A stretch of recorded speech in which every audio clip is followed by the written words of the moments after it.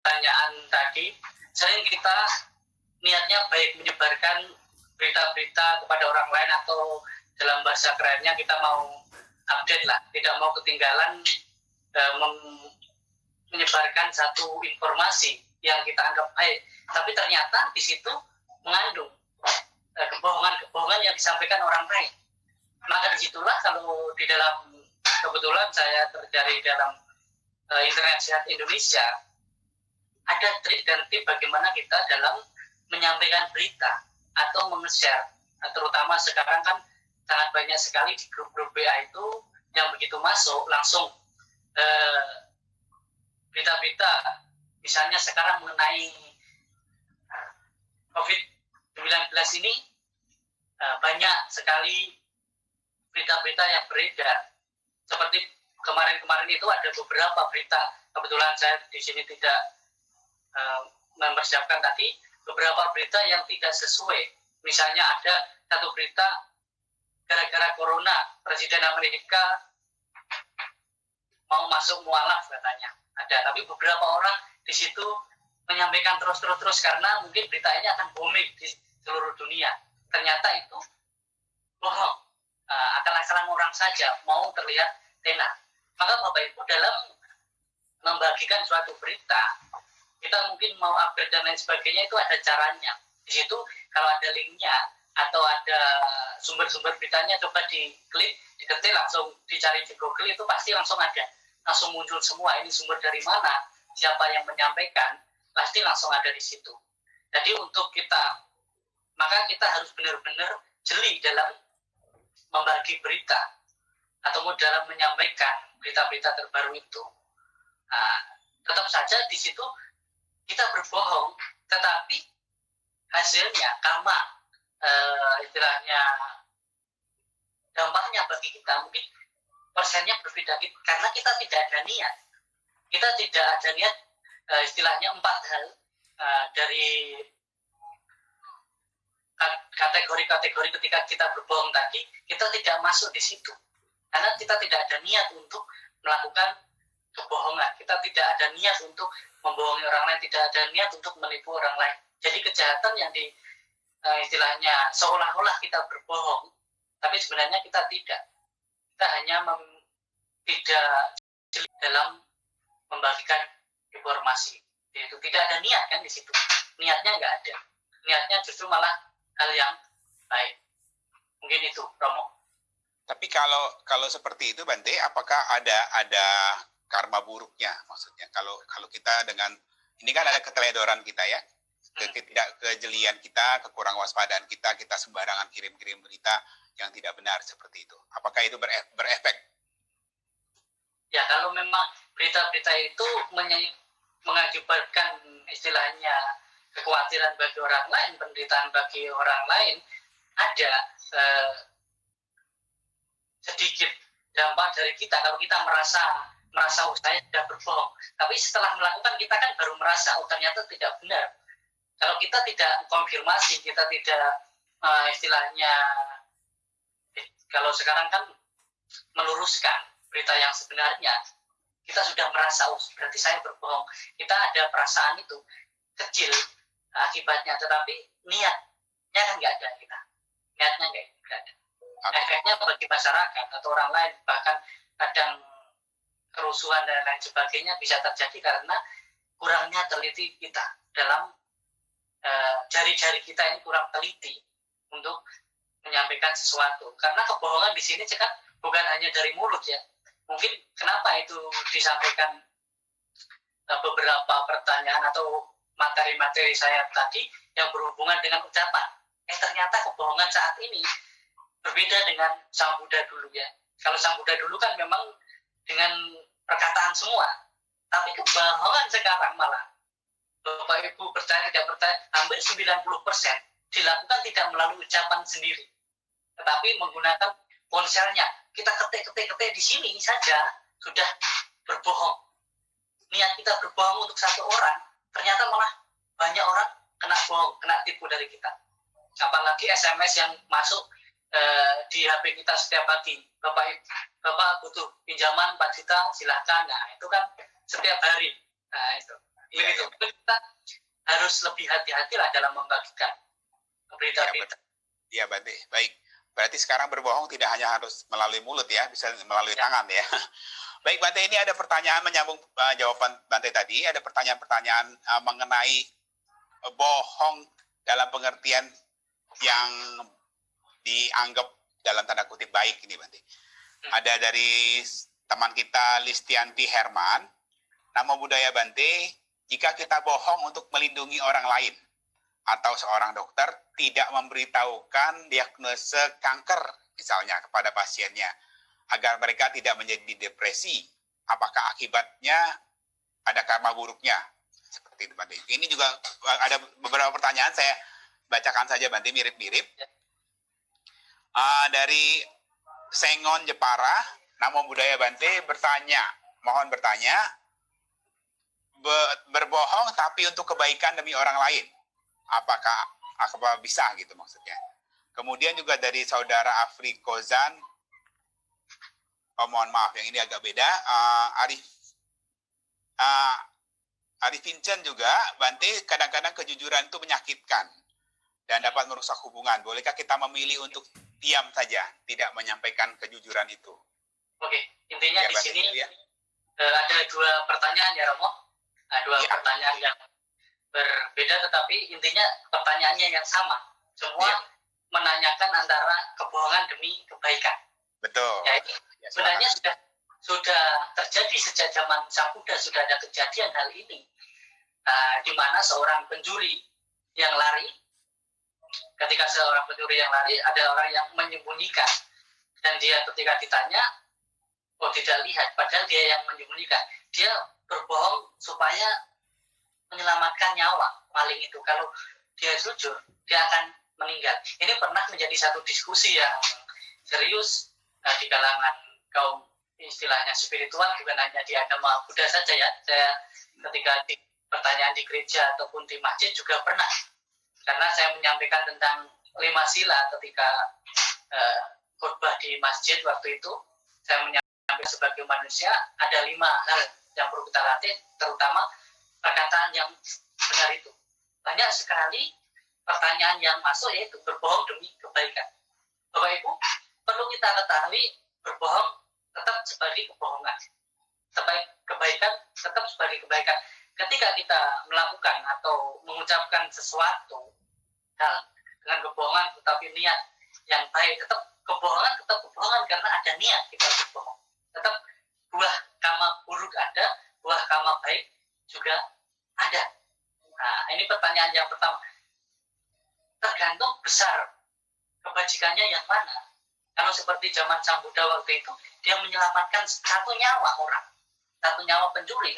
Kalau dia berbohong, maka orang akan memukuli dia, masa dia meninggal. Dia menyelamatkan nyawa, maka dia berbohong. Tapi kalau setiap harinya banyak kita dengan dalih berbohong atas nama kebaikan, hal kecil kebohongan kita lebih besar, kan? Merugikannya lebih besar. Ini yang perlu kita jeli dalam hal kejujuran atau berbohong. Ini kita benar-benar ingin demi kebaikan atau kita membenarkan? Karena di situ tadi kebohongan juga bisa untuk supaya kita dibenarkan orang lain, supaya kita terlihat kebenaran demi kebenaran. Banyak sekali ini muncul. Kemudian yang kedua, demi menjaga hubungan baik dan lain sebagainya, ataupun demi supaya kita dihargai, dihormati orang lain di masyarakat, supaya hubungan kita dengan orang lain itu baik-baik saja. Kalau saya sendiri ya, jujur saja saya sendiri memiliki satu prinsip. Bapak Ibu, saya memiliki satu prinsip, lebih baik saya dibenci tetapi melakukan yang baik dan benar daripada saya munafik hanya untuk disukai orang gitu. Ya, kita di dalam hidup ini kebanyakan orang yang berbohong, munafik hanya untuk menjaga hubungan baik tapi penuh dengan duri-duri di dalam napas kita, di dalam mulut kita. Ya, efeknya nanti, bukan sekarang, tapi efeknya nanti. Ya, walaupun hanya demi menjaga. Kalau kamu demi menjaga, semakin kamu jujur sebenarnya makin bagus hubungannya. Nah, walaupun jujur itu menyakitkan, tapi buahnya lebih manis.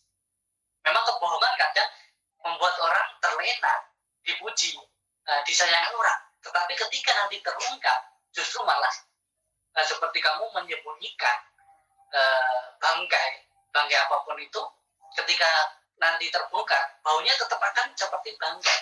Seperti itu. Nah, tadi satu prinsipnya, lebih baik saya dibenci orang daripada saya munafik atau berbohong hanya supaya disukai orang lain. Mungkin itu, Romo. Iya, Bante. Tapi menyambung yang pertanyaan kedua tadi, Bante. Kalau kita sadar bahwa kalau yang kejujuran itu kadang-kadang menyakitkan dan mengecewakan. Tapi kalau kita dalam hal ini menjaga hubungan dengan orang lain, tadi Bante sudah sampaikan, boleh kalau kita memilih untuk tidak menyampaikan apa yang ada, loh, Bante. Jadi kita tidak jujur dalam pengertian tidak menyampaikan yang sebenarnya gitu. Oke, Romo. Ya. Kalau memang kita juga melihat situasi dan kondisi, kalau memang ada kerusuhan ataupun kejadian-kejadian yang diakibatkan oleh mungkin berita hoax lah, misalnya ya, berita dusta, berita yang tidak benar, dan kita sebenarnya tahu kebenarannya. Tetapi kalau kita ngomong yang benar, malah mengakibatkan mungkin peperangan ataupun pertengkaran di antara orang lain. Kalau kita bisa memilih untuk diam, tetapi dapat mereda suasana, berarti kita kan di situ bukan bohong. Ya, pilihan kita untuk pilih diam bukan berarti bohong, tetapi kita tidak menyampaikan apapun, tidak berbicara apapun. Nah, tujuan kita kan bukan bohong di situ. Karena kita kan nggak ditanya misalnya. Kalau kita misalnya ditanya, ini beda lagi ketika kita ditanya, itu tadi melihat situasi dan kondisinya. Akibatnya nanti apa? Nanti bagaimana? Kalau memang akibatnya kecil, misalnya tidak akan melukai orang lain, tidak akan memperburuk kehidupan orang lain, lebih baik jujur saja. Itu Romo, jawaban dari saya. Baik, Bante. Ini ada pertanyaan lagi, Bante. Pertanyaan dari Bapak Erwin Natakusuma. Namo Buddhaya, Bante. Saya mau bertanya, ada beberapa pertanyaan ini, Bante.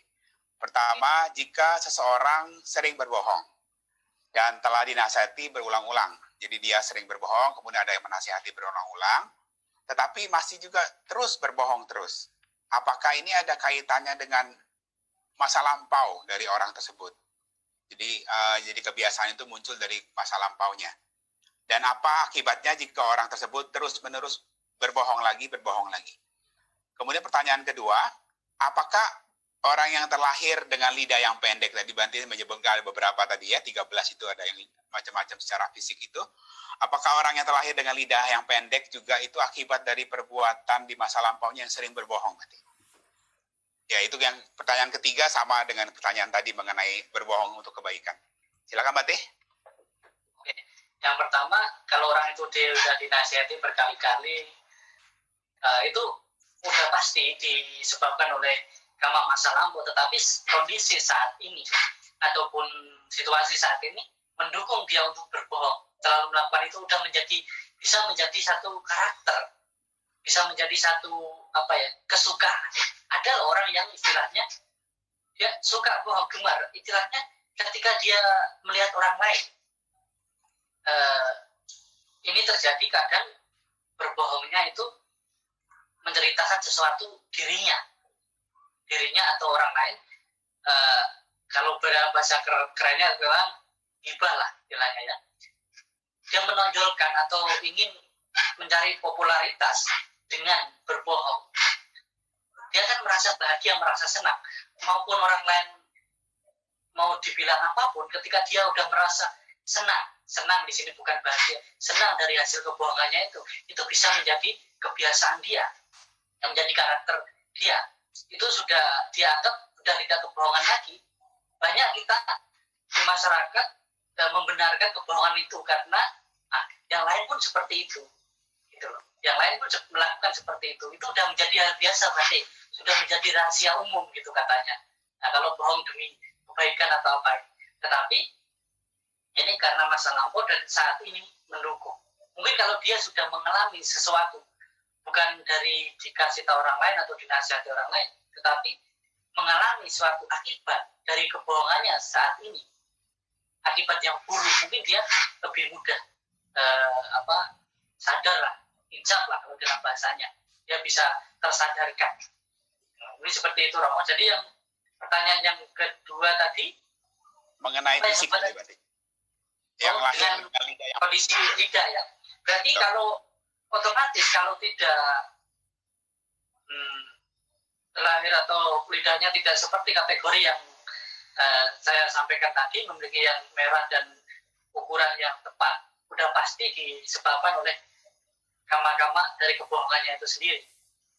Yang misalnya orang yang susah berbicara di sini bukan karena karakternya memang grogi atau apa, tetapi dengan kondisi lidah yang mungkin terlalu pendek ataupun yang berbeda dengan orang lain, ini sudah jelas bisa dikatakan hasil kama dari berbohong itu sendiri. Mungkin atau cacat saat ini atau kecelakaan lain sebagainya, bisa jadi juga.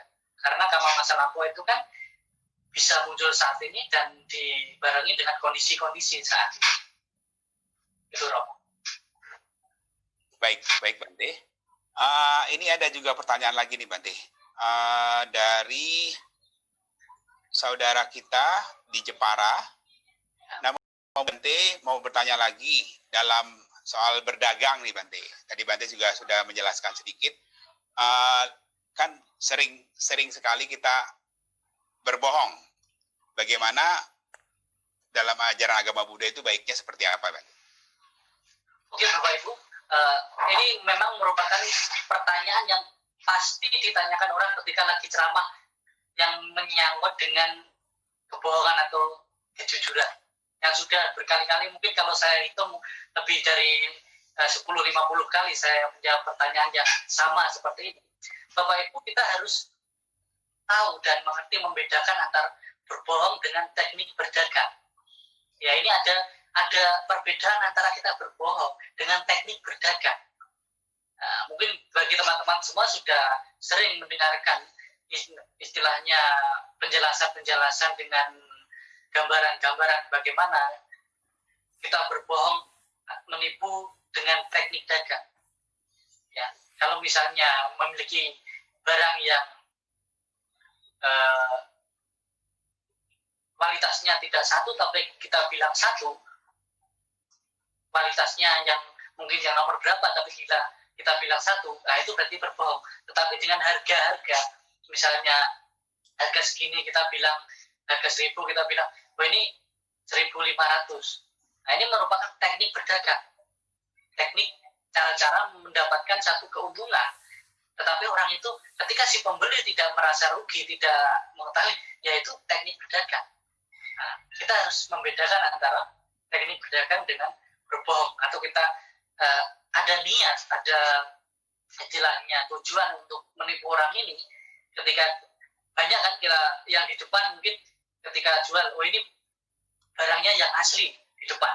Ketika ke belakang dimasukkan ke plastik, yang dikasih yang berbeda, yang tidak itu. Nah itu berarti berbohong atau istilahnya menipu. Tetapi kalau yang soal harga dan lain sebagainya, saya rasa itu teknik berdagang. Ya, iya. Kita harus membedakan antara teknik berdagang dengan berbohong. Jangan sampai nanti bukan kita dalam agama Buddha kan nggak boleh berbohong. Bapak Ibu malah rugi semua nanti. Nah, harus mengetahui tekniknya. Demikian